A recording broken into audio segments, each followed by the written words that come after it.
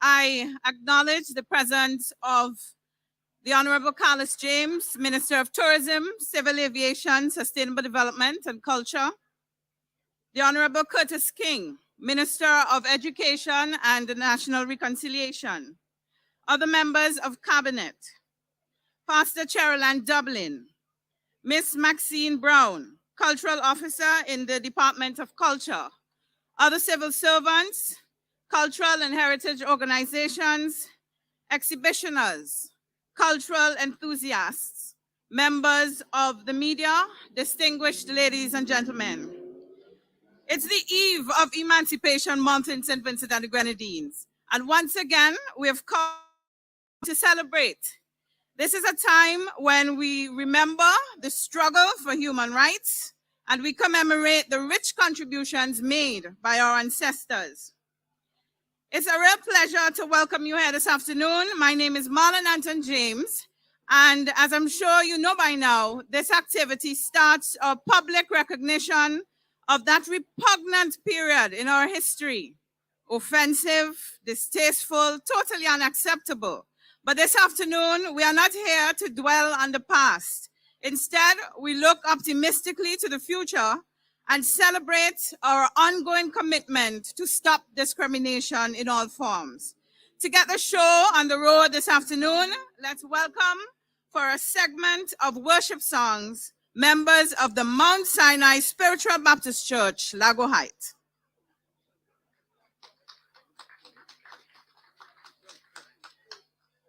Bless the Lord. Greetings. Pleasant good afternoon to each and everyone, whether you're here at Heritage Square or you're listening to us by way of radio or television. We bless God this evening to be part of this celebration. We are from the Mount Sinai Spiritual Baptist Church, and we are greatly honored to be part of the Emancipation celebration. We glorify God because without Him, we can't be anything. Except the Lord build a house, the labor in vain. Amen. Hallelujah. So we're just going to do a couple chorus. And by the rivers of Babylon, where we sat down, and yet we rain, when we remember Zion, the rivers of Babylon, oh, where we sat, oh, remember Zion, oh, let the wind carry us away captivated, carry from our song. How can we sing the Lord's song? Strange land. For the wicked carry us away captivated, carry from our song. How can we sing the Lord's song? Strange land. By the rivers of Babylon, oh, where we sat down, and there we wait, when we remember Zion, by the rivers of Babylon, oh, and there we wait, when we remember Zion, oh, let the wicked carry us away captivated, calling from our song. How can we sing the Lord's song? Strange land. Oh, captivated, how can we sing the Lord's song? Strange land. By the rivers of Babylon, oh, and there we wait, by rivers of Babylon,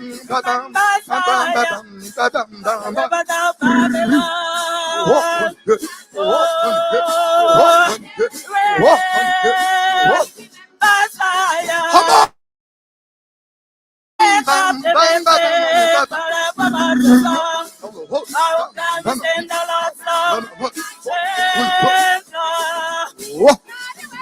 Carry us away captivity. Oh, how can we sing in a strange land? We bless the name. Hallelujah. Hallelujah. Holy Ghost, Holy Ghost, Holy Ghost. Call the Lord. Holy Ghost, Holy Ghost. Yeah, Madame Mary. Holy Ghost. Yeah, Madame Mary. Holy Ghost. Holy Ghost, Holy Ghost. Holy Ghost, Holy Ghost. Madame Mary, Holy Ghost. Madame Mary, Holy Ghost. Holy Ghost, Holy Ghost. Worship the Lord. Holy Ghost, Holy Ghost. Point up. Madame Mary, Holy Ghost. Madame Mary, Holy Ghost. Holy Ghost. Holy Ghost, Holy Ghost. Madame Mary, Holy Ghost. Madame Mary, Holy Ghost. Holy Ghost. Holy Ghost, Holy Ghost. Yeah, Madame Mary, Holy Ghost. Mary, Holy Ghost. Yeah, Lord. Holy Ghost, Holy Ghost. Thank you, Master. Holy Ghost. Holy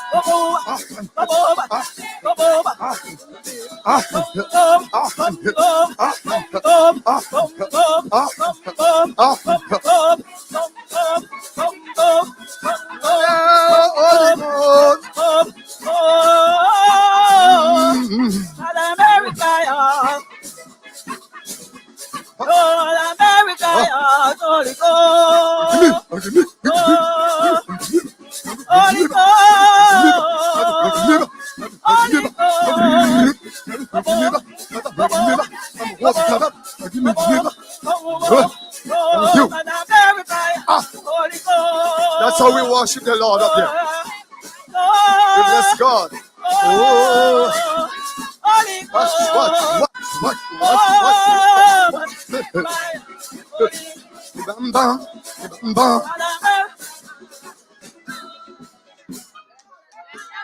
Hallelujah. Hallelujah. Hallelujah. Hallelujah. Brethren, you know there is a joy. We don't here to put on a show. It's just a joy to praise the name of the Lord. God been good. The Lord been good. The Lord been good to me. How can I let him go? How can I let him go? How can I let him go? He is so good to me. Yeah, Lord. Bam, bam, bam. Oh, the Lord just say from sin. Oh, how can I? Yeah, how can I? Yeah, Lord God. My God is good. Oh, My God is good. on your palm. On your My palm. God is good From to the me. deep. How can I let him down? How can I let him down? How can I let him down? He is so good to me. Lord God, we pray In my that. soul, Yeah, and Lord. he made me whole. Yeah, Lord. Save my soul from sin. How can I let him down? How Oh, can I let him down? yeah. How can I let him down? He is so good to me. Yeah, Lord My God. God is good. You better believe My it. God is good. Bam, My bam. God is good Oh, to me. Lord. Bam, bam, bam. Bam, bam, bam. How Bam, can bam, I bam. let him down? Bam, bam, bam. How Bam, bam, can I bam. let him down? Oh, He di is bam, so di bam, good di to bam. me. Bam, bam, di bam, di bam, di bam. In my Oh, soul, bam, bam, and he bam. made me Oh, whole. di bam, di bam, di bam. Save my soul Oh, from di sin. bam, bam. Bam, bam, bam, How bam. can I let him Bam, down? di bam, How bam, can I bam. let him down? He Bam, is bam, so bam. good to The last one. me. Bam, di bam, di bam, di My bam. God is Oh, bam, good. bam, My bam. God is Oh, good. bam, bam, My bam. God is good to me. How How can can I I? let him down? Oh, how can I let him down? How can I let him down? He is so good to me. See what I mean? Oh, God, been good to me. How can I? Oh, can I? This one is by the SVG Drum Foundation, doing a bit of drumming, of course, for us. SVG Drum Foundation, the floor is yours. The Drum Foundation will be doing we call a drum circle. The Drum Foundation comprised of Resistance Heartbeat, Rosal drummers, Endago drummers, Jim Maloney drummers, and your group. Yorumi drummers and Resistance drummers. We hopefully would like to extend the program. We open in another 2 years' time. A lot of school children go be involved because very soon we'll be training.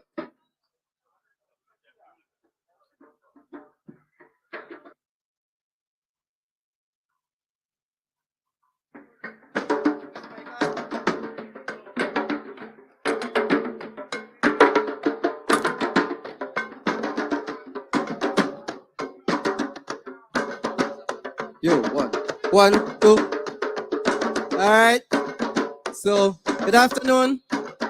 And I'm from Njagdo, the group Njagdo from Georgetown. I got to my performance. This one is called Youth Nowadays. Youth nowadays, them have mixed ways. All because of society stage. Some are check high scene. Yet them life not clean, cause them live by degrading means. Me say they running wild, in a the latest style. Them not a sit and record. Them not a sit and style. Youth nowadays, them have mixed ways. All because of society stage. Some are cling to dope, because with life, they just can't cope. When frustration overcome, them a jump on religion. Teach them not for fuss, but hope and trust. While life, I get worse and worse. While life, I get worse and worse. Youth nowadays, them have mixed ways. All because of society stage. Some are check for progress, cause them sight distress. Revolution is them action, cause them want a change. And that not strange, cause society need rearrange. That not strange, cause society need rearrange. That not strange, cause society need rearrange.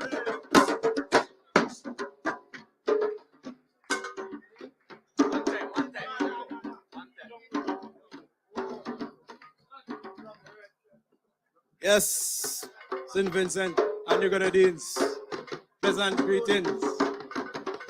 In the name of His Imperial Majesty, Haile Selassie, and Her Majesty as well. This poem is called I and I.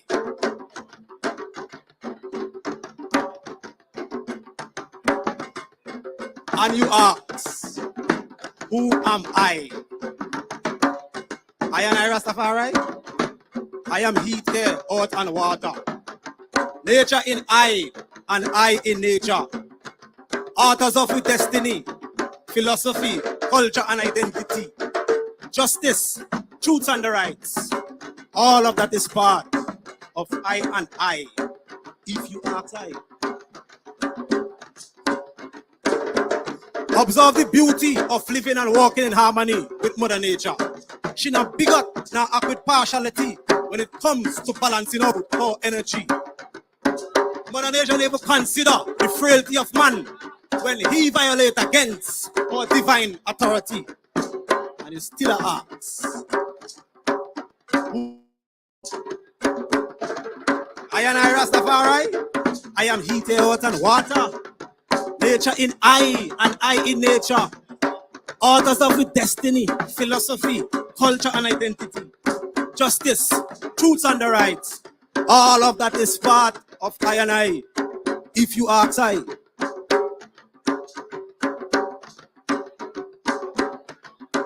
Me tell you to eat healthy ital. You argue say you can't stop feasting on the carcass of animal. Watch out, me I beg you to keep off of them GM processed food poisoning. Now you see, a cancer, diabetes, and hypertension are your ailments and suffering. And it still asks, who am I? I and I Rastafari. I am heat, air, earth, and water. Nature in I, and I in nature.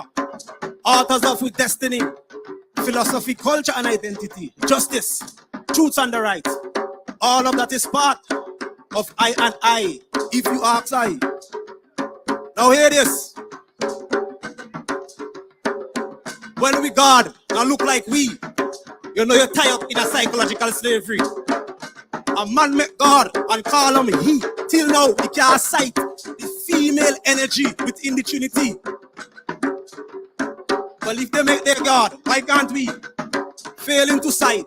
But I show the eye. You're still in a mental slavery. And they are asked, who am I?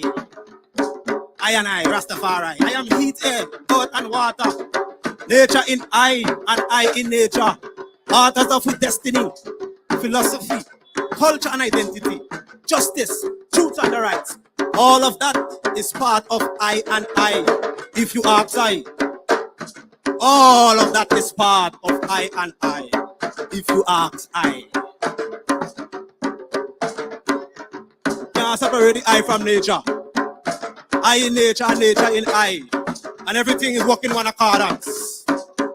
That is the I.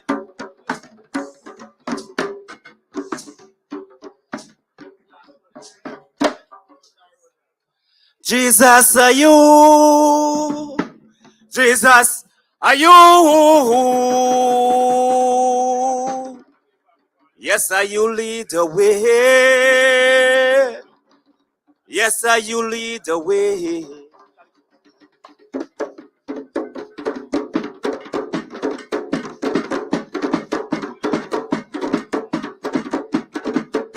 They asking me who I am.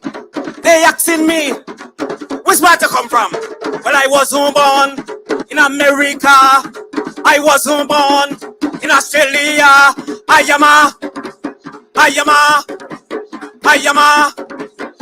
am a home of the blessed, gem of the Antilles, rainbow country, St. Vincent and the Grenadines. I am a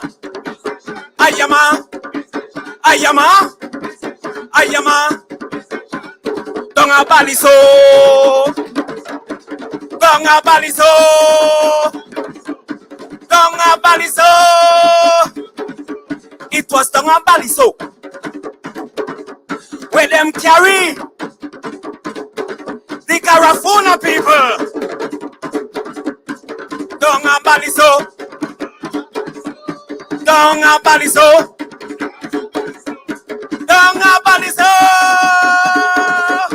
Donga Baliso. Carry mommy, carry daddy, body, carry sissy. Donga Baliso, Donga Baliso. Yes, man. You same one. They took us away from motherland to work us on the plantation without a dime in our hand.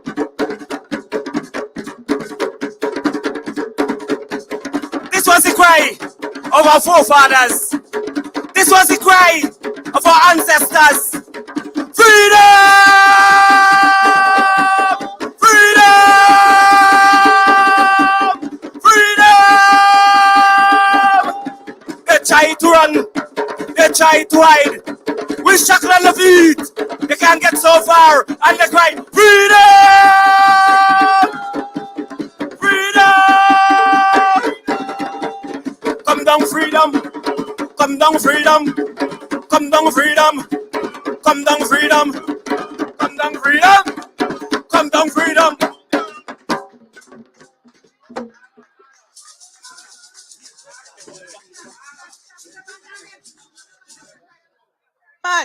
Thanks very much to the SVG Drum Foundation doing a number of pieces there for us using drumology, which of course is the use of drums for communication. And they did communicate some important messages here this afternoon.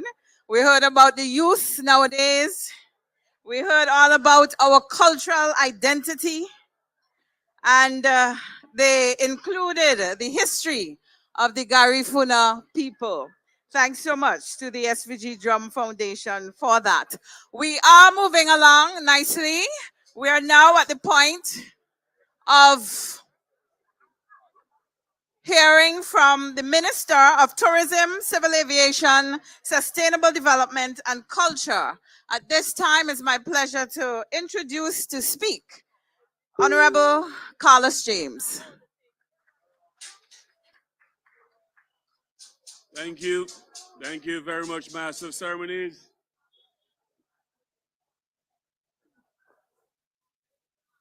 Honorable Prime Minister,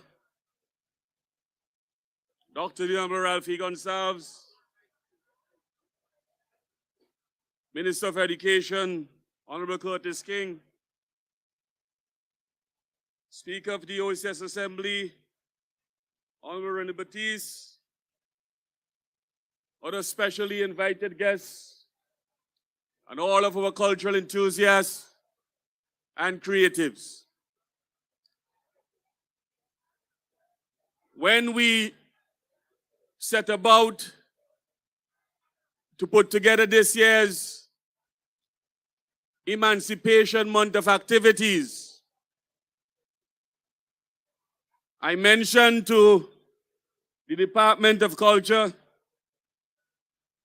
and the Cultural Officer Maxine Brown.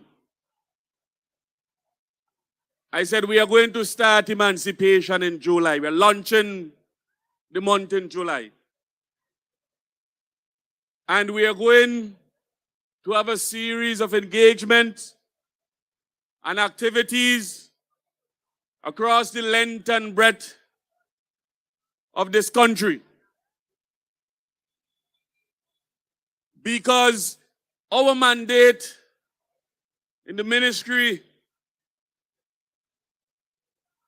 is to create a conscious and a cultural awakening of our culture and our peoples.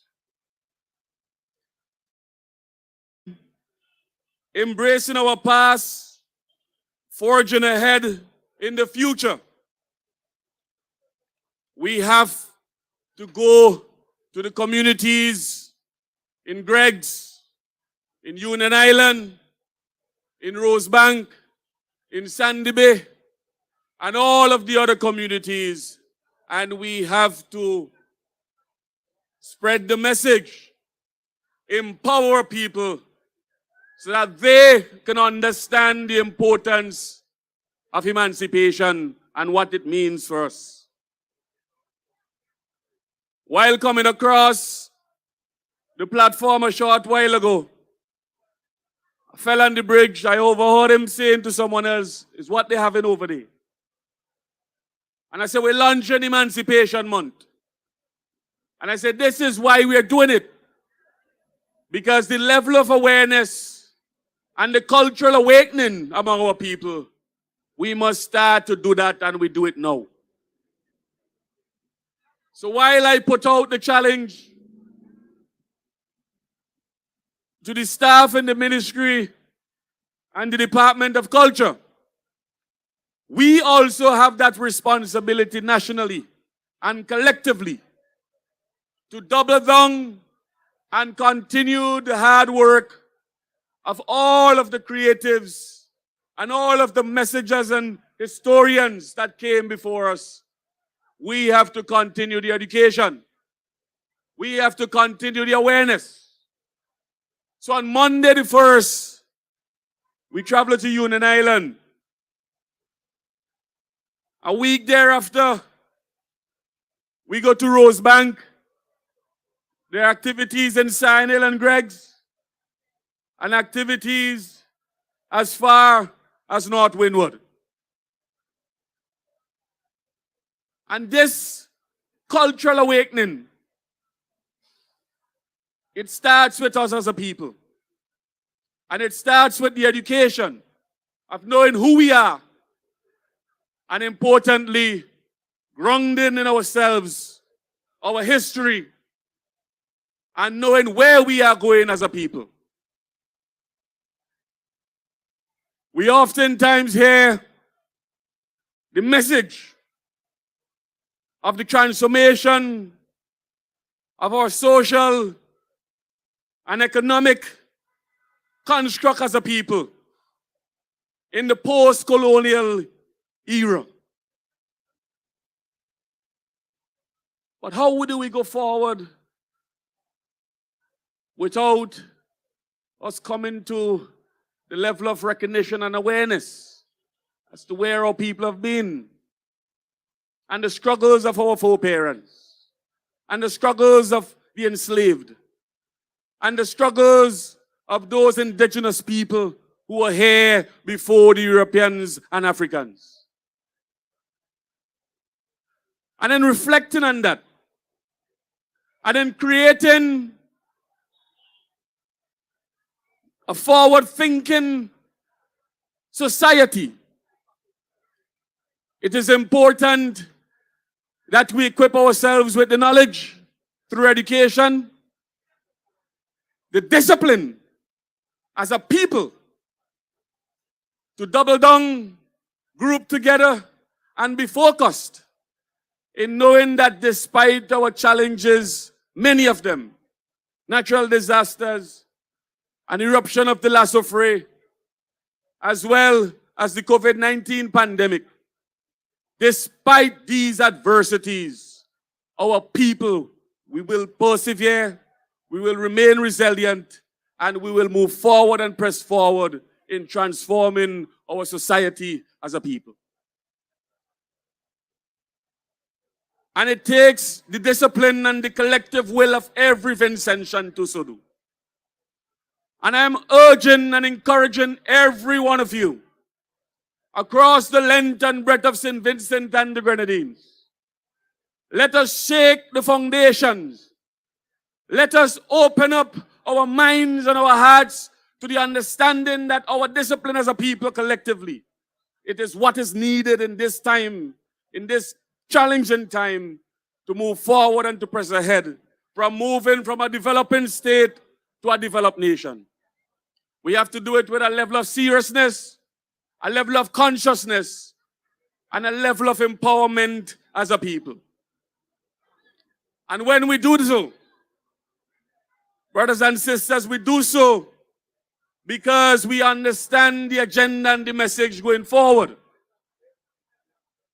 The agenda and the message is to create a better society for the generations of Vincentians to come. And I want to encourage all of us. Let us embrace the message of our history. Let us embrace the present. Let us accept the challenges. But let us dust off our shoulders and move forward. Forward together, backward never. The struggles of our foreparents, they have endured so that we can have a better society and a better St. Vincent and the Grenadines.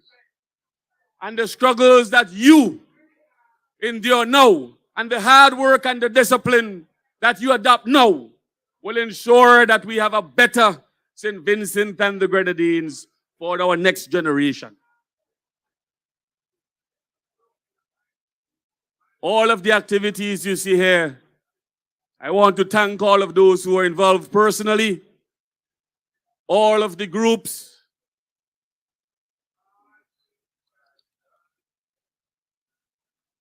the Mount Sinai Spiritual Baptist Church, all of the stakeholders, and importantly, all of the persons who are gathered here and those who are listening live. The recognition of what Emancipation Month means for us. The recognition of what the empowerment of our peoples means for us. And importantly, the recognition that we all must come together and move forward as a collective. Move forward to ensure we shake the foundation on the ground and shake off the remaining shackles so that we can liberate our people and focus on going forward as a post-colonial, social, and empowered society that is there to benefit all Vincentians. I want to thank you, and I use this opportunity to welcome all of you and to declare the launching of the Emancipation Month, which commences August the 4th to the 31st of August, a successful period for all of us who are involved in the activities. Thank you, and God bless. Thank you very much, Minister James, for your remarks. And the minister mentioned a few of the activities expected to take place throughout this month. For more information, you can visit Culture SVG on Facebook. Before we continue, I'd like to acknowledge the presence of Prime Minister Gonzalez, as well as the former Minister of Culture, Miss Rainey Batiste. At this time, we have a cultural presentation, a song called Reparations. And this is by one of this country's cultural ambassadors. He was so named in 2009. Here is Glenroy Sule Caesar. Yes. All right.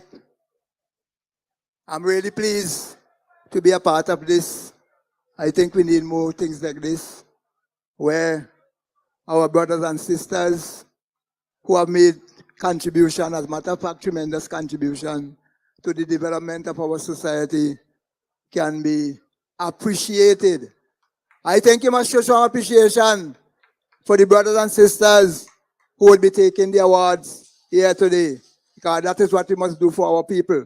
If we can't appreciate our people and ourselves, then other people would not appreciate us. Reparations. This is something we must have. You understand me?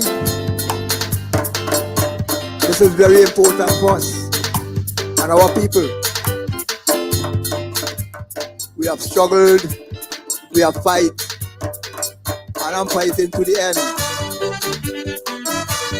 To the bitter end, until we get it. Yeah?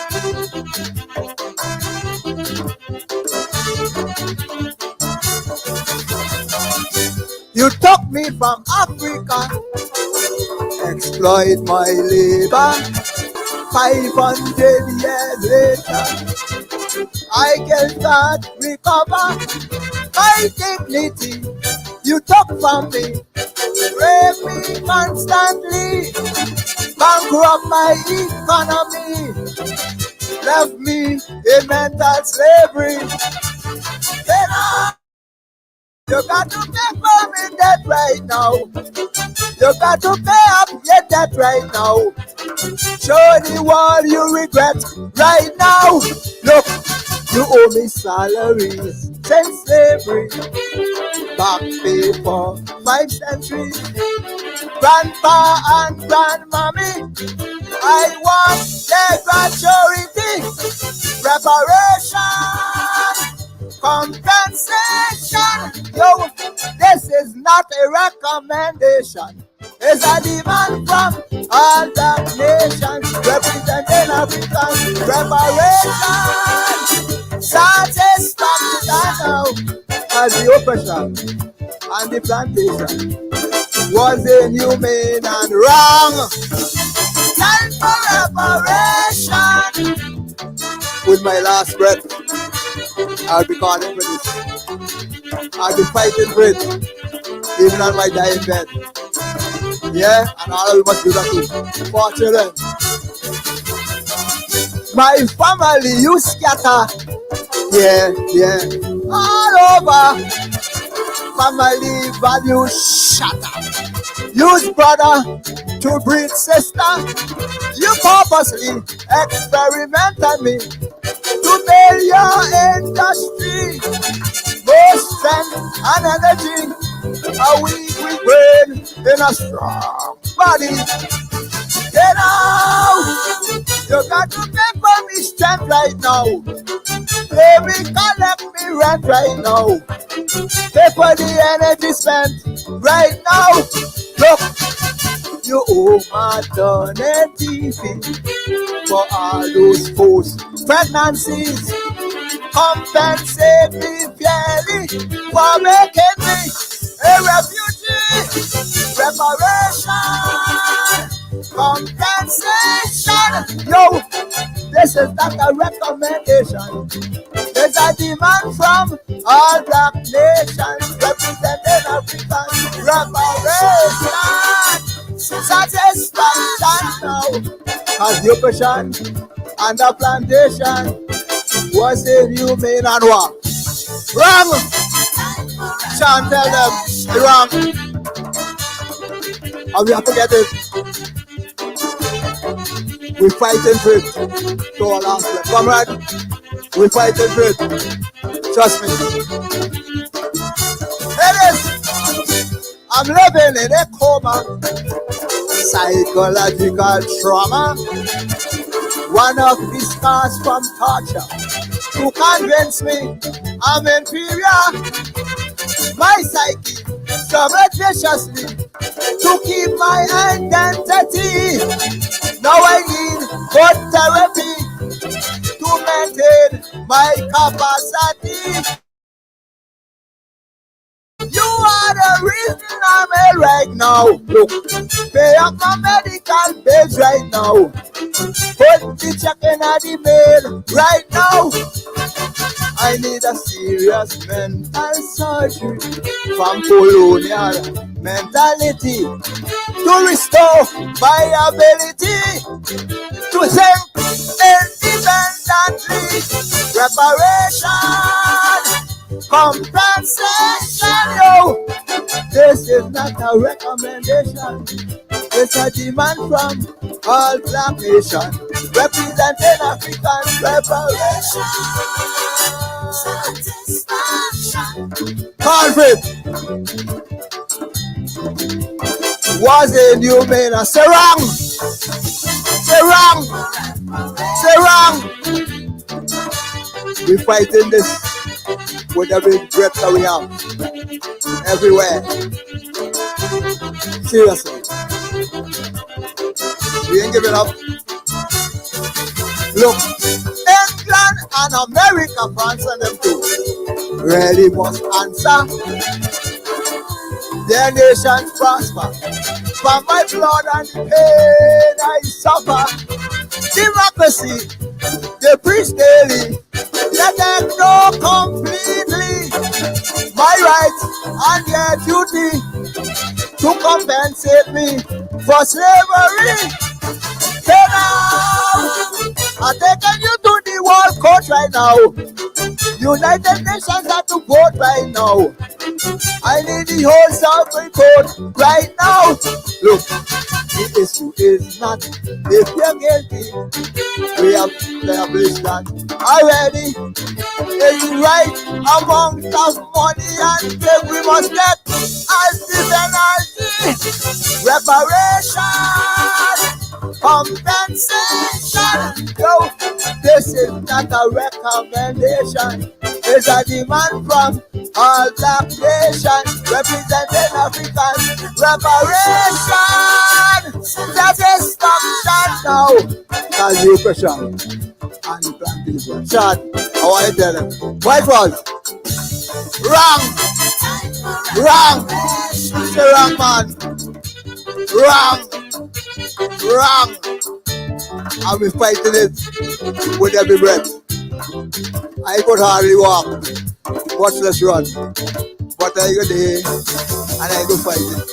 I know Blazer, Curtis, Darky, Mr. Carmen Benny, and Miss Valentine, and the minister. We go fight, And we go fight. Yeah, we go fight. Trust me. Sule, thank you so much for that piece, reparations. And as we invite Minister King, Honorable Curtis King, Minister of Education and National Reconciliation, to speak. Thank you very much, Mala. The Honorable Prime Minister, Minister of Culture, other members of Cabinet, Ms. Rainey Baptiste, Speaker of the OECS Assembly and former Minister of Culture, Pastor Dublin, Dr. Risa Noel McBarnett, Permanent Secretary in the Ministry of Tourism, Civil Aviation, Sustainable Development and Culture, Ms. Maxine Brung, Cultural Officer, civil servants, cultural and heritage organizations, those who are involved in the exhibition, members of the media, all our brothers and sisters gathered here this afternoon, those who are listening on radio, or those who are following via the internet. Once again, a pleasant good evening, good night, good morning, as the case may be. I take great pleasure in being here this evening.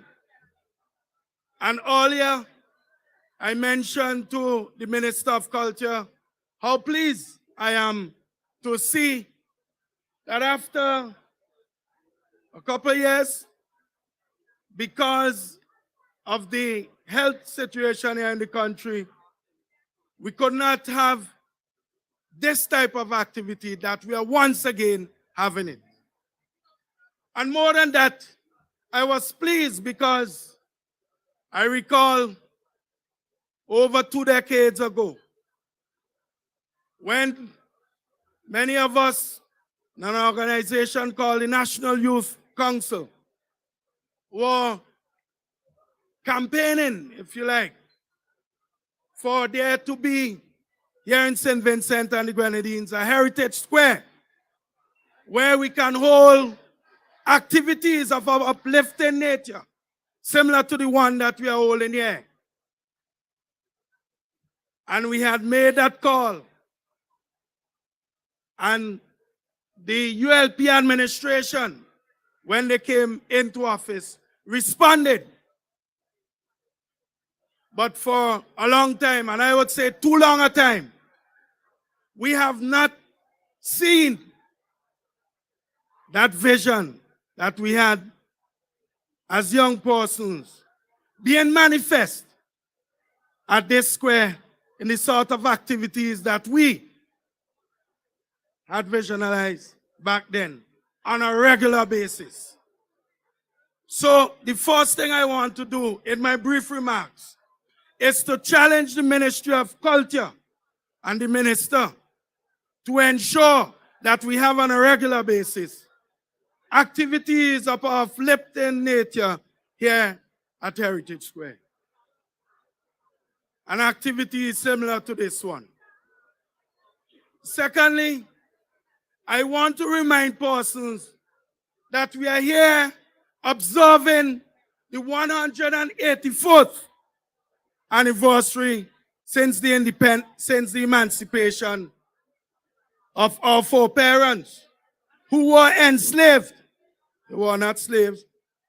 And we have been making that correction for long, but we have to keep making it. They were enslaved. And they put up hundreds of years of resistance to that enslavement. And finally, when they could no longer hold us in chains, they were forced to let our people go, as the spiritual Baptist said earlier. And we must, as inheritors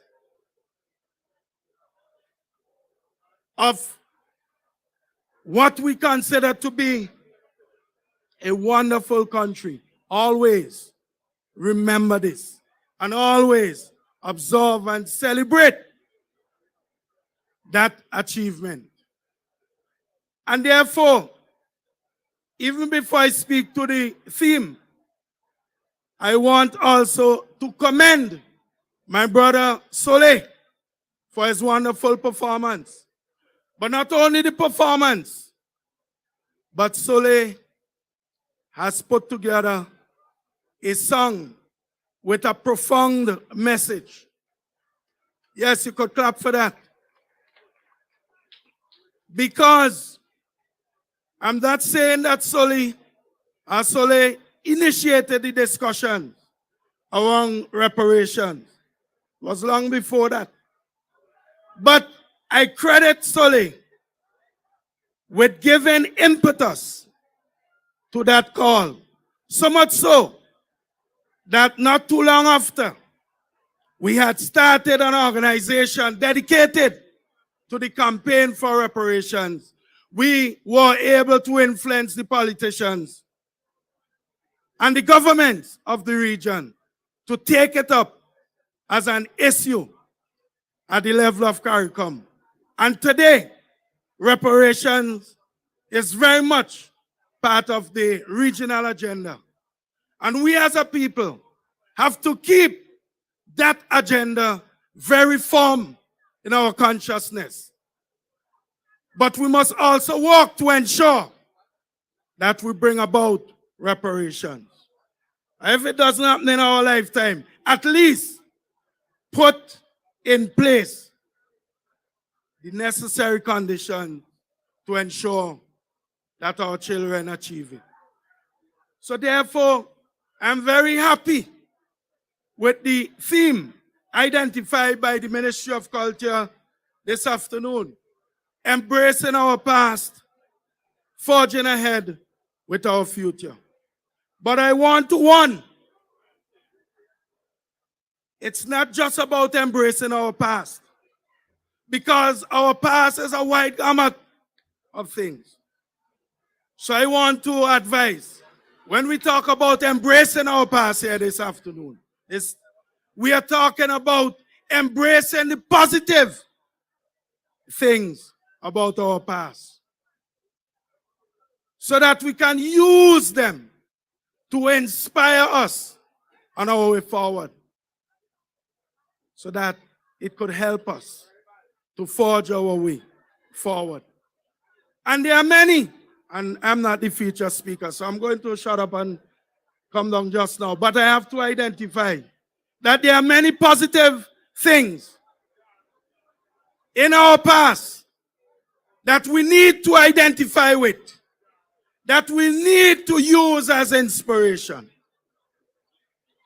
And we could go back and talk about the magnificent, visionary, and heroic efforts of our national hero, Joseph Chatoyer, and his people in their resistance to the powerful British and other Europeans as they sought to conquer, control, and enslave our people here in St. Vincent.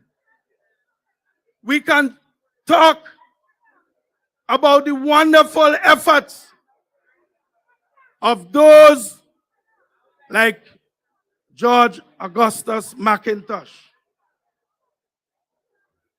like Pamanus Eustace, like Ebenezer Theodore Joshua, like Robert Milton Cato, like Hugh Mulzer, and all the other outstanding individuals who work hard to ensure that we get to a stage where we can say we are in control of our own destiny. And we can also talk about those persons who, through their talents, have helped to ensure a good feeling about ourselves, about our country. So that recently, when I was in Kigali, Rwanda, Africa, I said to some young Africans, well, I asked them the question. I said, do you know the song Teaser? They all said yes. I said to them, Well, of course, you would know the song Turn Me On. And they all said yes. The only problem, they did not know that the persons who sang those songs were Vincentian. And when they were told, they marveled because to them, they didn't realize that there was a small country out there named St. Vincent and the Grenadines with that level talent. And I want to go further quickly. That yes, in 2004, we had a young man, well at the time a young adult, who sat the Caribbean Examination Council examination. Over 100 and something thousand, 160 something thousand persons wrote that exam. And this guy, Kamal Wood, from right here in St. Vincent and the Grenadines, he placed top first among that large number of persons. I am saying that we must use these things because they are positive and let them inspire us to forge ahead. And forge ahead we must, because let us face it, after the period of slavery, after the period of colonialism, we inherited a country that was underdeveloped. And I make no apologies for saying we inherited a legacy of underdevelopment from our colonial masters. And our task has been, since independence, to develop our country, to remove that underdevelopment. And it has not been an easy task. It is a task that calls for all of us to put our shoulders together and work hard at achieving. And I want to say this. We are not going to do that if we don't feel a love for ourselves, a love for our country. And that is why I'm saying inspiration is important. And there are a lot of examples in our past that we can use to inspire us to forge ahead. So, once again, I want to thank the Ministry of Culture for having this activity. And I look forward to the Ministry of Culture having similar events here.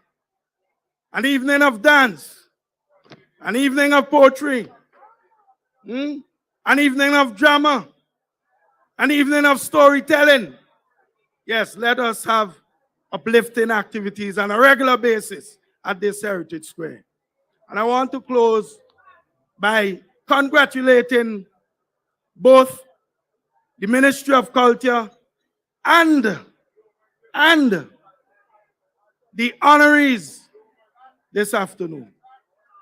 The persons who will be receiving some awards for their contribution in the cultural and general development of St. Vincent and the Grenadines. I'm not going to sit down unless you join with me and put your hands together for Cecil Blazer Williams, for Sister Ann Jones, and of course, for the ever-present David Daki Williams. Thank you very much, brothers and sisters. Minister of Education and National Reconciliation, Honorable Curtis King, in his usual teaching style, placing this activity in the context of our colonial past. Thank you so much, Minister King, for somewhat of a history lesson. We're moving on now with two short poems by Zena Lewis, and these are titled Life on a Ship and Bushman's Mindset.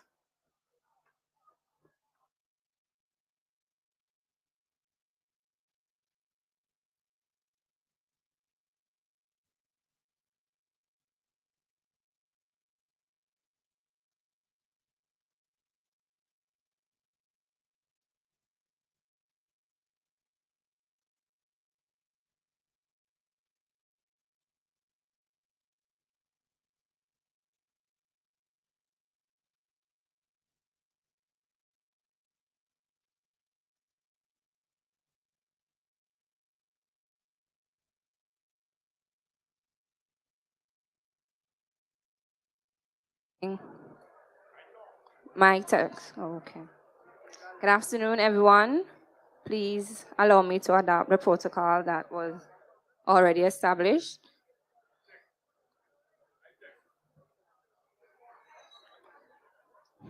Life on a ship. 2 million of us packed like $100 bills in our colonizers' wallets. Our nakedness surpassing the clothes on our backs. Many of our brothers fed themselves to the creatures of the sea instead of being fed to the worms on unfamiliar land.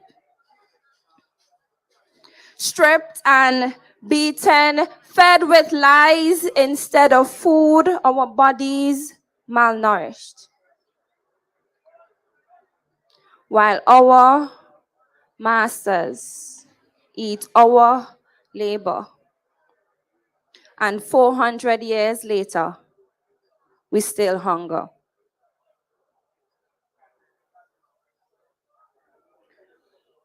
Bushman's mindset. My peace is stained on my fingers like banana peels, stinging my epidermis like a scorpion, burning my eyes like an onion, drinking from a rusted pipe top that's connected to my husband's rib. The grass grows brown in my windows as my sorrows blows like kites in Easter. My mind wonderless as my soul whispers to my heart. My lungs long for fresh air. My veins connected to a reality that never owes but pays with interest. As the fruit of my mother grows fatherless, empowered by my grandmother's tears, and stained by a bushman's mindset. I thank you. Hands together for Zena once more, doing two well put together pieces, Life on a Ship and Bushman's Mindset. Thank you very much, Zena. And we move on now with a cultural presentation featuring La Gracia Dance Theatre Incorporated and the SVG Drum Foundation. Together, they do a piece called Rhythm and Motion.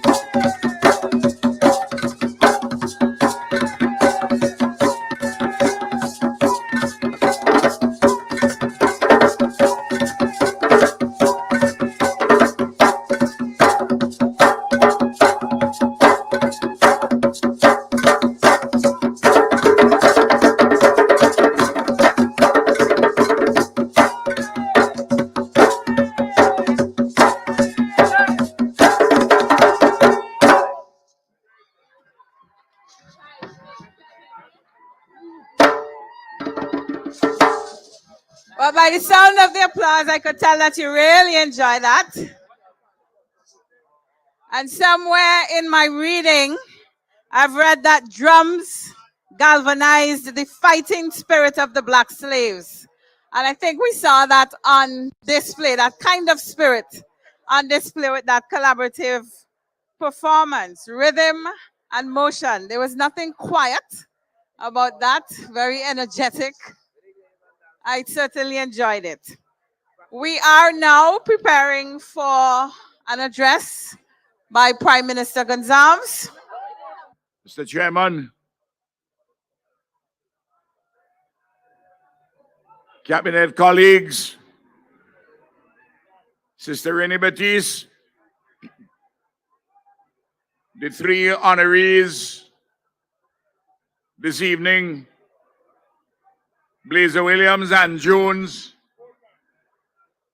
and Darky Williams, all iconic personalities in our country in the quest for freedom and dignity of our peoples.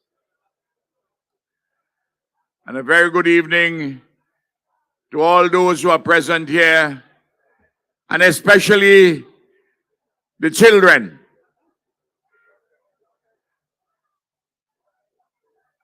I've been asked to speak for a while on the theme, embracing our past, forging ahead in the future.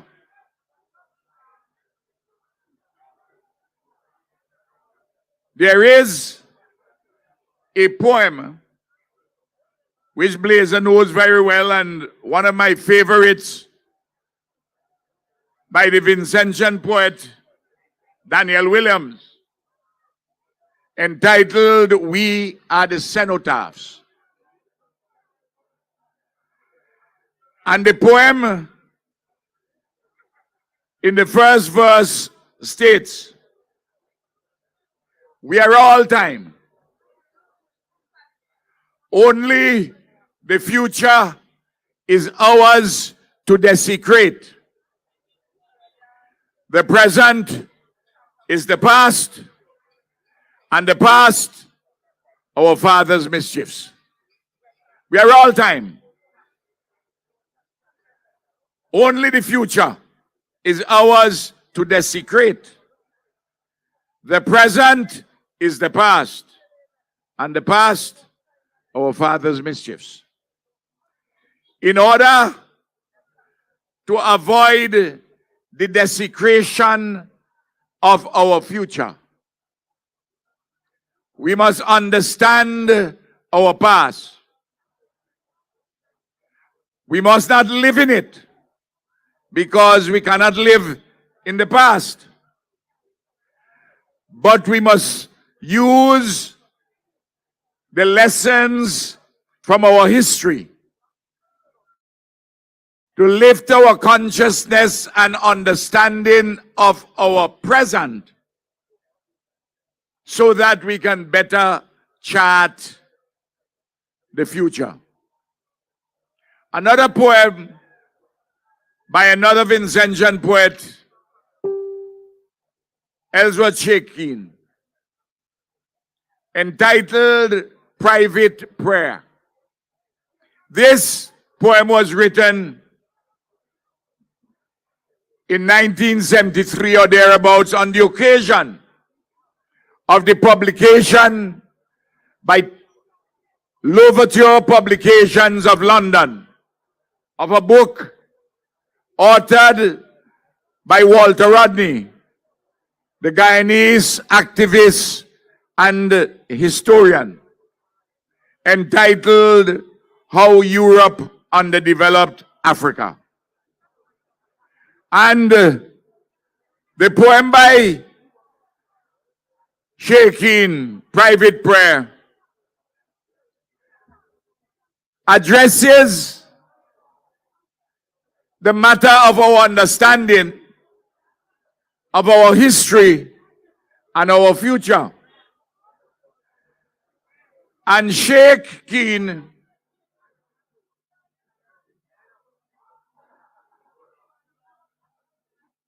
begins by addressing the matters in the following way. To understand how the whole thing runs,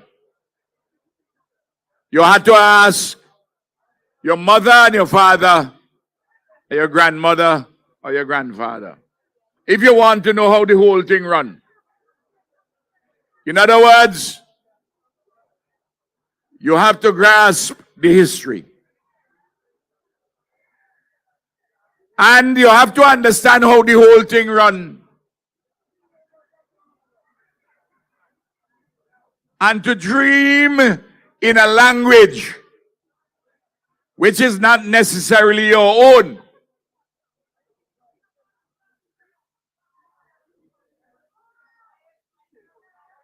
And from that history, Sheikhin says, we have to make a whole daughter and a whole son out of the compromises which we are. Because history has made all of us compromises.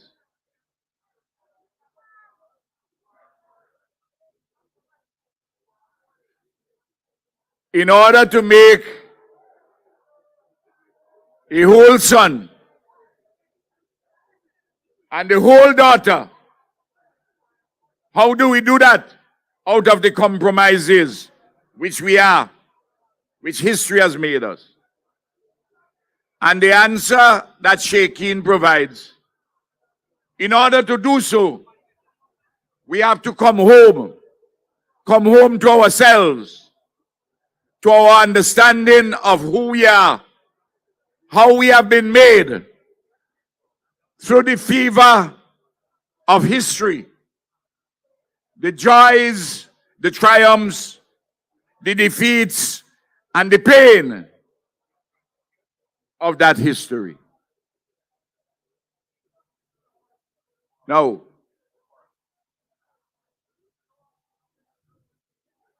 essential in the lessons that we have learned from our history is that in coming home to ourselves and in making a whole daughter and a whole son out of the compromises which we are, we have to be in solidarity with one another. We cannot succeed by doing things by ourselves, individually. We have to work with one another, and we have to have a clear set of ideas as to how we go forward. No. Yes. How do we make the history and make the change? Well, in the middle of the 19th century, a very famous European writer, Karl Marx, in the 18 Brumaire of Louis Napoleon, made a point which was recaptured in a book by C.L.R. James, the Trinidadian scholar and historian who wrote The Black Jacobins. And the point made is this: men and women make history, but only to the extent that the circumstances of history permit them so to make. And what you have to do is to push the limits of our circumstances in order to make the history. And we, in solidarity, make the change in our own interest. And part of the circumstances which we are circumstances inherited from the past. And it includes too that which is lodged in our brains, including the ghosts which populate our very brains and which intersect with our dreams. No. It means, therefore, that an understanding of history is not a simple question. It's complicated. And the lessons to be drawn from that history are lessons which we have to use to make the whole daughter and the whole son out of the compromises which the very history has made us. No. In 1763, I'm going to bring it home to St. Vincent and the Grenadines. All those propositions. In 1763, British colonialism arrived here after the Treaty of Paris, where there was a general carve-up between Britain and France of the islands, the countries in the Eastern Caribbean. And Britain began its conquest and settlement after their arrival in 1763. By that time, Barbados was already a well-developed slave society. Well-developed meaning that they had slavery for a long time. Doesn't mean that the society itself was developed, because it's based on slave labor from the early 17th century. St. Kitts, Antigua, the same thing. Cuba, Jamaica, Dominican Republic, Santo Domingo, Hispaniola. And here in St. Vincent, 1763. When they arrived, this place was ruled by the Kalinago and the Garifuna. It belonged to them. All the lands were held in common. And in 1764, the British said that all the lands belong to the British Crown. Well, now, if you come from England and you say all the land belong to you, when the land belonged to all of us who were here before, you would expect that the people will fight. And the Kalinago and the Gar. And what is interesting to note, from 1774 until 1795, 31 years of guerrilla war against British colonialism. There is no country in the Caribbean, no country in the Western Hemisphere where colonialism was subjected to such a relentless resistance for such a long period of time. St. Vincent and the Grenadines. You don't mess with us.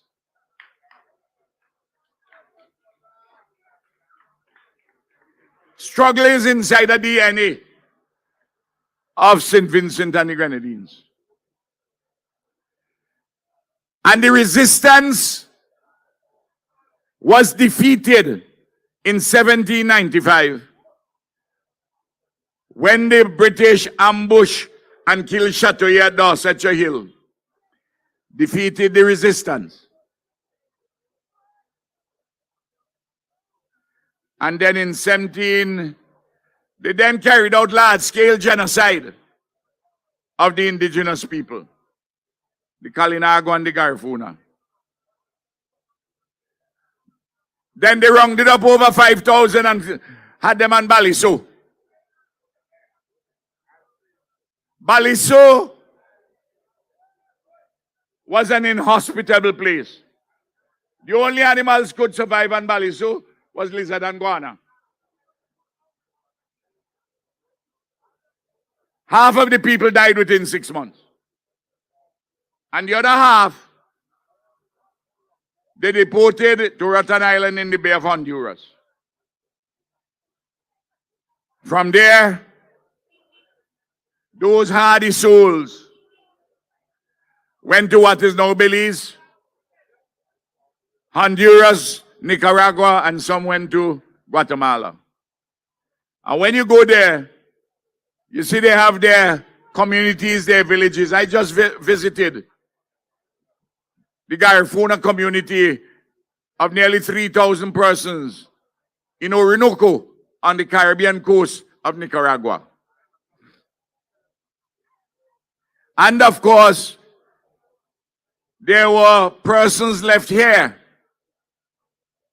Kalinago and Garifuna, small numbers.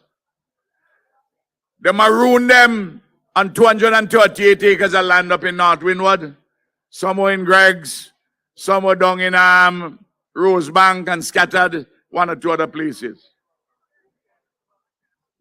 But while the British were carrying out genocide against the Kalinago and the Garifuna and making peace treaties and breaking them,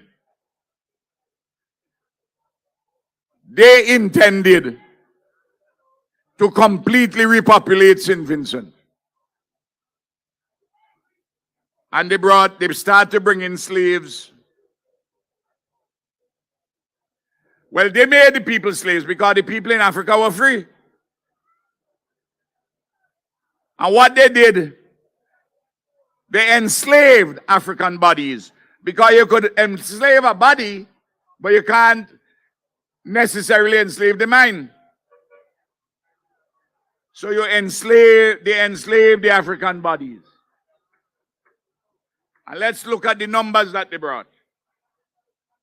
And the trade went on from 1764 in St. Vincent until 1807. If you all want to read all about this in detail, I'm talking about it from my head, but I've written on it. It's called The Case for Caribbean Reparatory Justice, a book I wrote in 2014. And over the period between 1764 and 1807, when the slave trade came to an end, 62,176 Africans were forcibly embarked on West Africa. But only 55,562 arrived in St. Vincent. The others, 6,000 or thereabouts, died in the Middle Passage. What Comrade Sister Zina wrote a poem about here just now. Zena Lewis is here still? Yes, but she's talking generally about slavery, about the Middle Passage. But for St. Vincent and the Grenadines, the numbers who were landed were 55,562. And listen to this. Between then and 1834, when the law was passed in England to bring slavery to an end, you had a 4-year apprenticeship from 1834 to 1838. And persons were legally free by 1838 after the apprenticeship period. But in 1834, the numbers which were on the register when slavery came to an end was 22,250. Well, just think about it. 55,000 plus landed between 1764 and 1807. But 27 years later, you only have 22,000. It means that life for the enslaved African bodies was harsh, was criminal, and they did not live for long periods of time. They died through hardships and difficulties. And then we began to see the shaping of our society from that period. Because for the 22,250, the British didn't give them those who they gave their freedom to, as they put it. And I will come to that shortly. Because there was no giving of freedom. There had to be a struggle for that. They paid the planters. They didn't pay the enslaved persons anything, They paid the planters 592,509 pounds sterling. Almost $600,000 in pounds sterling. To know the value of that today, you have to multiply that by a factor of over 800. And I tell you this, what they paid the slave masters for the slaves, what they paid it, could more than pay in our money today the entire budget for St. Vincent and the Grenadines for a whole year. Could pay the national debt of over $2 billion for St. Vincent and the Grenadines. So you see, when I call for reparations for native genocide, what I just talked about, and for the enslavement of African bodies, and people tell me I mustn't talk like that because you get $36 million from the British to help to build the port. That ain't reparation money. That is as a consequence of Sustainable Development Goal number 17, signed in September 2015 for developed countries to have efficacious global partnership with developing ones. Now, in making the demand for reparations, we are not in any confrontation with the British. We are saying, as a consequence of native genocide, as a consequence of slavery, St. Vincent and the Grenadines has had a legacy of underdevelopment. And we have to deal with that underdevelopment today. And you have to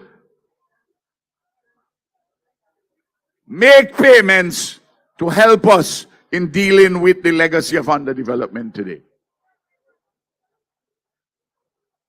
Do you understand? Do you understand what we are talking about? And I'm proud to say that is this government and this Prime Minister took the matter to CARICOM in 2014, and the matter is now on the CARICOM agenda for reparations for native genocide and the enslavement of African bodies from the European nations for the Caribbean countries. Now,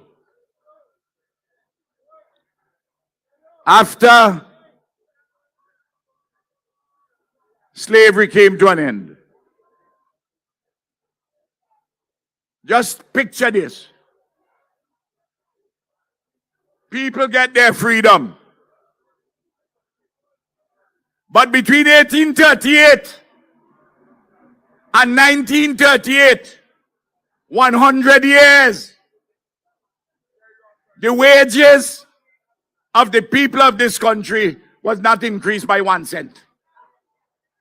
It was the same in 1938 as it was in 1838.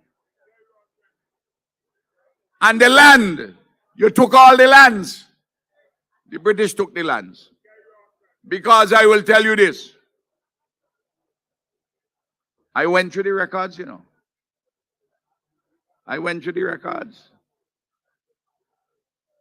I will tell you this. Just hold on.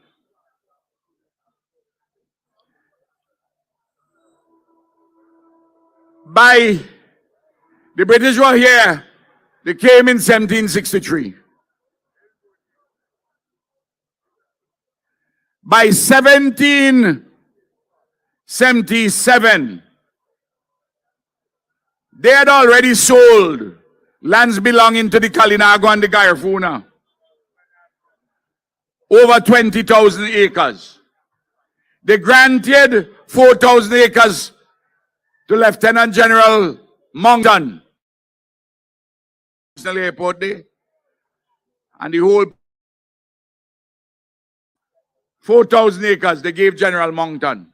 He was the man who fought for the British in the 7 Years' War. And then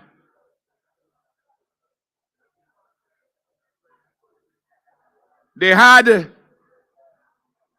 21,000 acres of lands which were not cultivable. But only 1,200 acres for the Caribs, as they call them.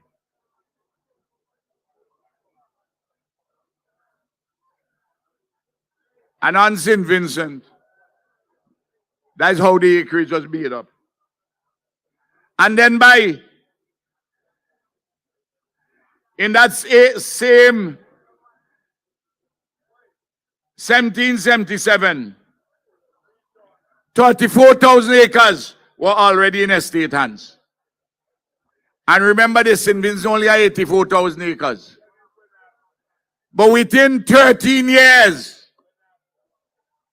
the lands were already taken by British people. And by 1827, and I have the list here, 110 acres, 110 plantations from all the parishes on St. Vincent all the way down to Union Island, amounting to 45,000 acres in 110 persons' hands. All of them come out of Britain. You hear what I'm telling you? So when emancipation came,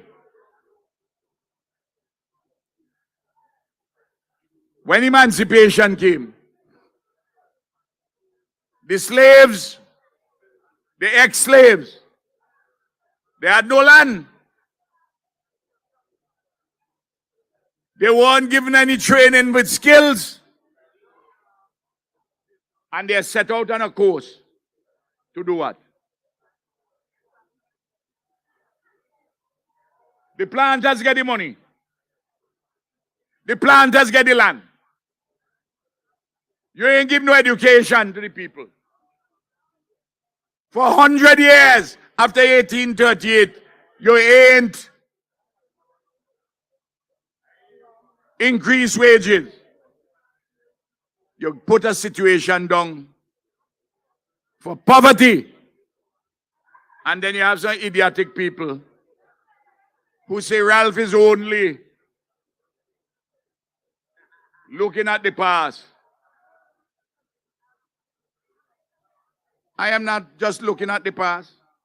I am learning lessons from the past so that we will not desecrate our future.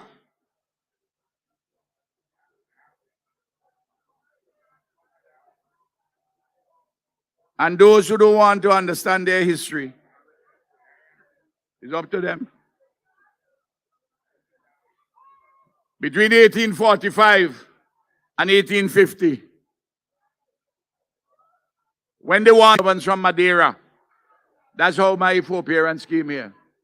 And when they still wanted more labor, they brought Indian indentured servants from India between 1861 and 1881.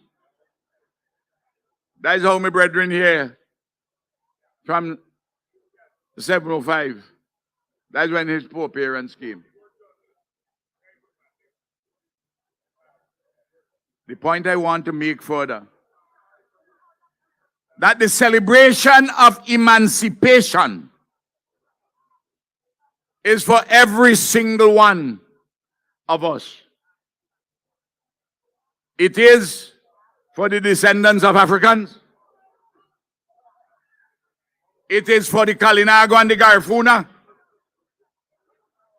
For those of Madeiran descent and Indian descent, and also for the offspring of the former planters who have to live with us all together in this society, in the 150 square miles. So together, we do not desecrate our future. But we must not fight among ourselves over little trifling things and leave these big things and let former enslavers get away without paying reparations for native genocide and the enslavement of Africans.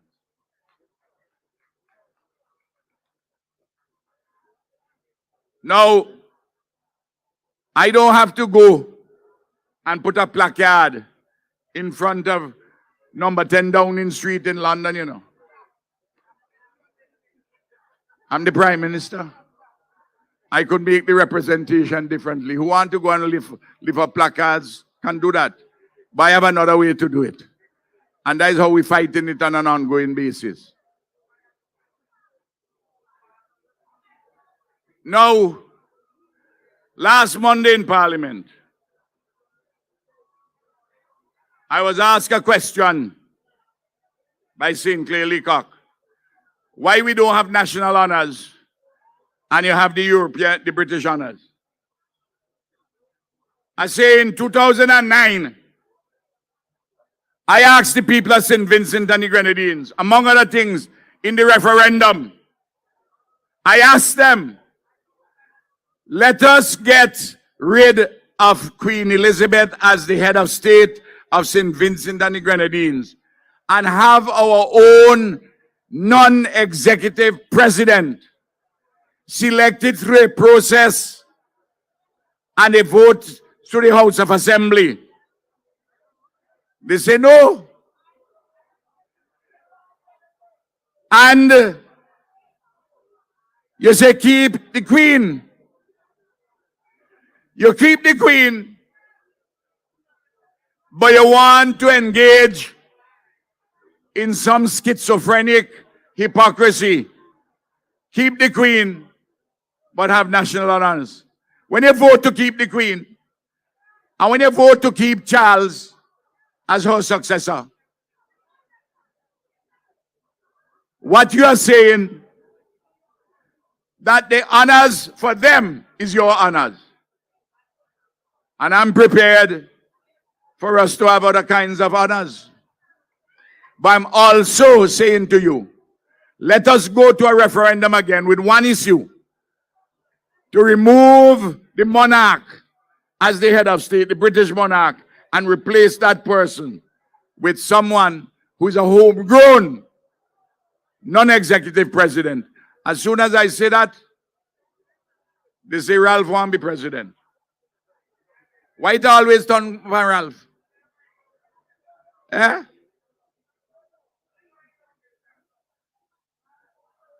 You know, they think the reason why they're so silly. You know how governors general are appointed?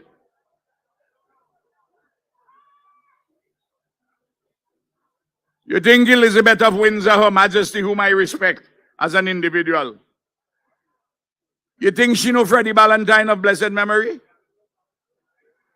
You think she know Her Excellency Susan Duggan. You think she know them? And she picked them? Is there, I pick Freddie Ballantyne, as Prime Minister. And I write the Queen and say I want Freddie Ballantyne to be Governor General. And when Freddie died, I write her and tell her that I want Susan Duggan to be Governor General. So why you talking? Ralph already entrusted by the Constitution and by convention to advise the Queen as to who must be Governor General. But I think that is wrong. Change that. Change the British monarch. Have a committee of elders chaired by the Speaker and get names submitted. And 2 names would go from that committee of elders in the country to the Parliament. And let the people's representative vote to see which of them should be the head of state, a symbolic non-executive president. But you know, some people have so much confusion in their head. But you see me?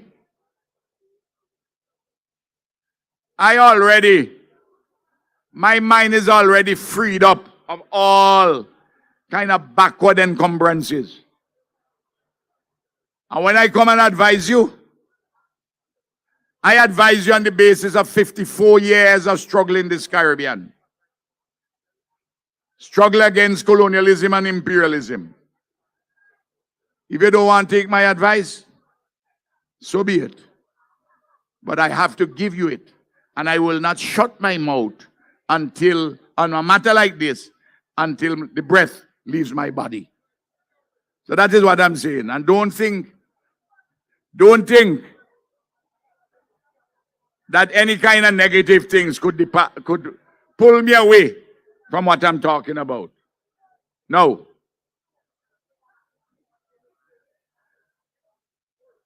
Our history has not been as well taught.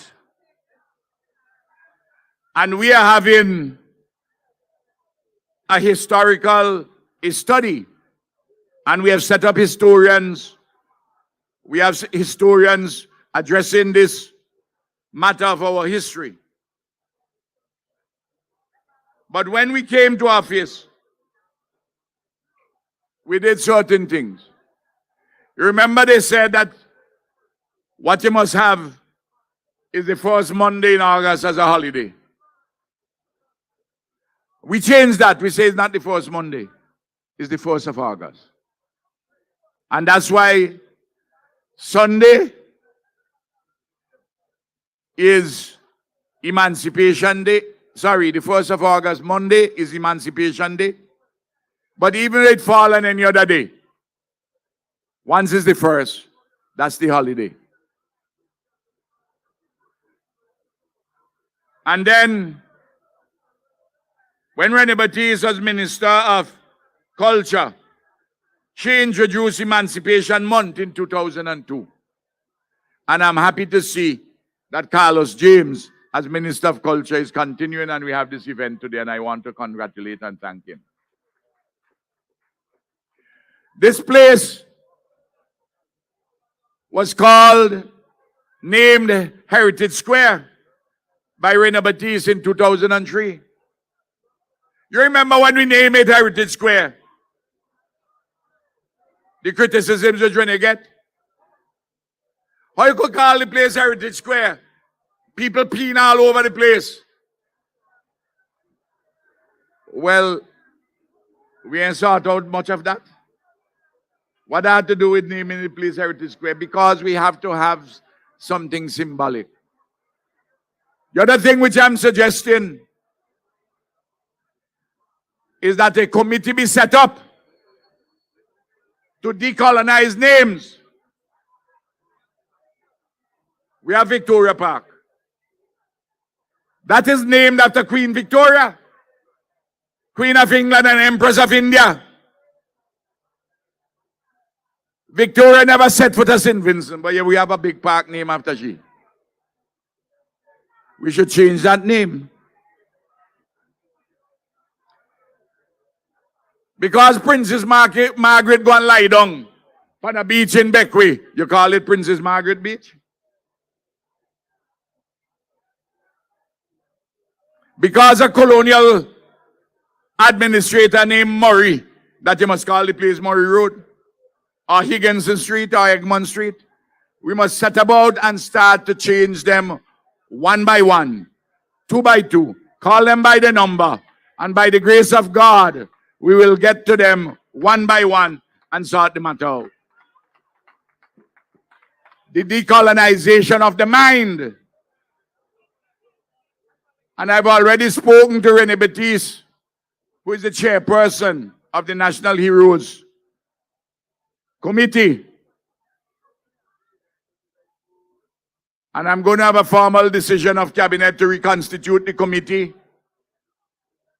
and for us to move forward and make the recommendations to the Governor General to name George McIntosh,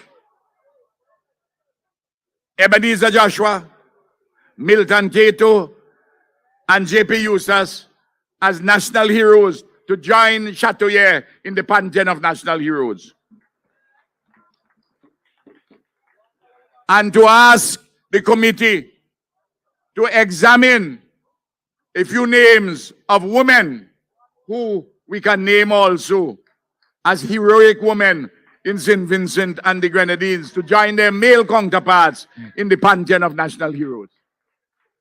Are we going to do it? And who will like it, you go have a chance to get rid of me in 2025. You hear me? We have talked about this enough. It is time to act. Time to act. And I intend to. And the cabinet intends to. Because we have done it in the proper consultative manner and through all the institutions of the state. Who want to snipe? Snipe. That doesn't bother me at all. We go for the greater good and for the glory of our people, and so we don't desecrate the future. There are many more things which I can talk. But you know, sometimes you can't do information overload. You put the main themes, you put them out there, and I want to hear Starleaf. And I want to see the three stalwarts get their honors. Embrace our past, not live in it. And look to the future. Work towards a better future.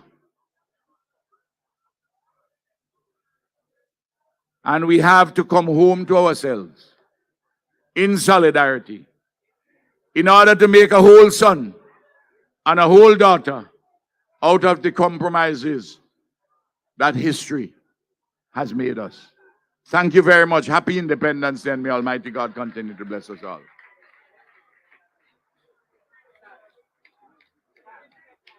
Thank you very much, Prime Minister Gonzalez, leaving us there with a clarion call to embrace our past and work towards a better future.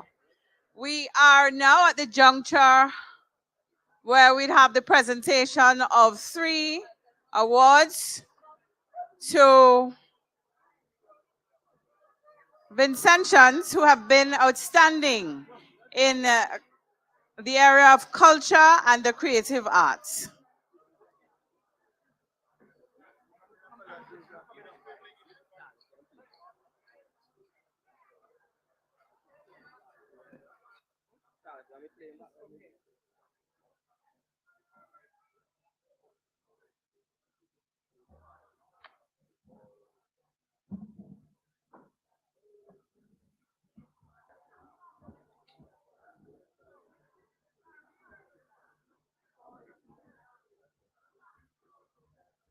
And I invite Minister James to present the first award.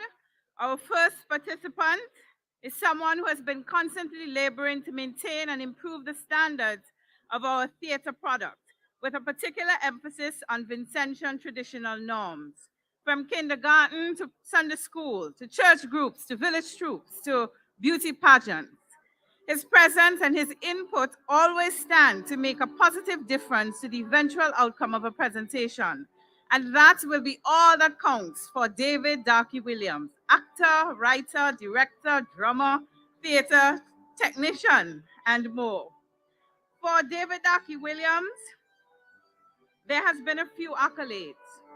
He has been recognized for his work by several local entities, and he has had the honor of being the director for 2 of SVG's Carifesta presentations. In local theater festivals, he has been named Best Director 7 times, Director of the Year 2 times, Writer of the Year 4 times.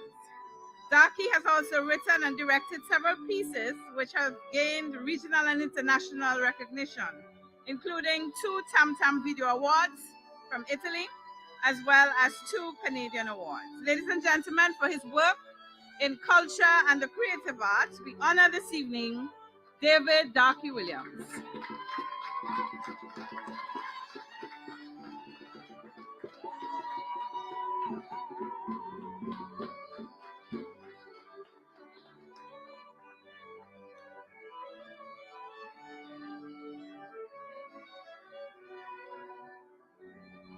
Congratulations once again, Darky, on receiving this award. The second award will be presented by Minister King, and this one goes to Miss Ann Jones, who has been involved in culture and the creative arts for as long as she can remember. Her involvement spans school, church, and community.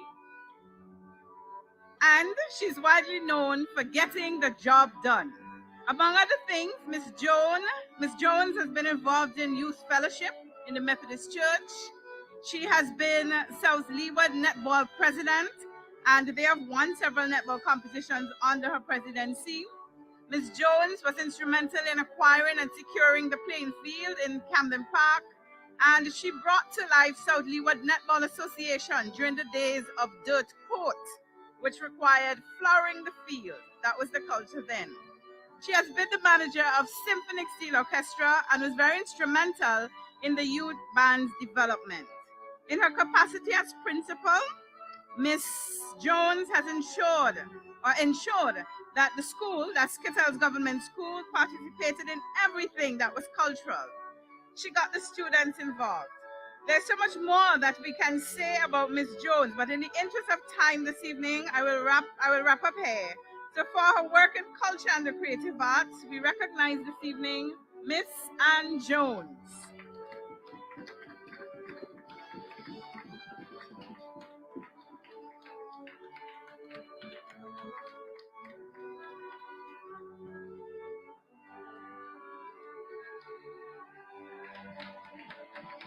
And I see that Miss Jones has brought a fan base. Okay, so we move on now to the third award, which goes to Cecil Blazer Williams, and this one will be presented by Prime Minister Gonzalez. Cecil Blazer Williams has successfully published a considerable number of literary works, including 4 poems, 15 plays, which have all been staged, 4 novels, the latest of which is When the Water Dried Up, 2022, among others. Blazer was the founder, director of the New Artists Movement, NAM, St. Vincent and the Grenadines. He's a member of the jury Casa de las Americas Literary Award, 1981. He serves as an adjudicator for Calypso and Mass in national competitions. He is a cultural ambassador. He has received a Lifetime Achievement Award for Literature and the Performing Arts from Vincentian Association of Artists, Writers, and Producers. That was back in 2013. And in appreciation for his significant contribution to culture and the arts to the people of St. Vincent and the Grenadines, the New York-based Vincentian organization, Vinci Cares Incorporated, awarded the Lifetime Achievement Award to Blazer in 2018. Acknowledged for his contribution to culture and the creative arts this evening is Cecil Blazer Williams.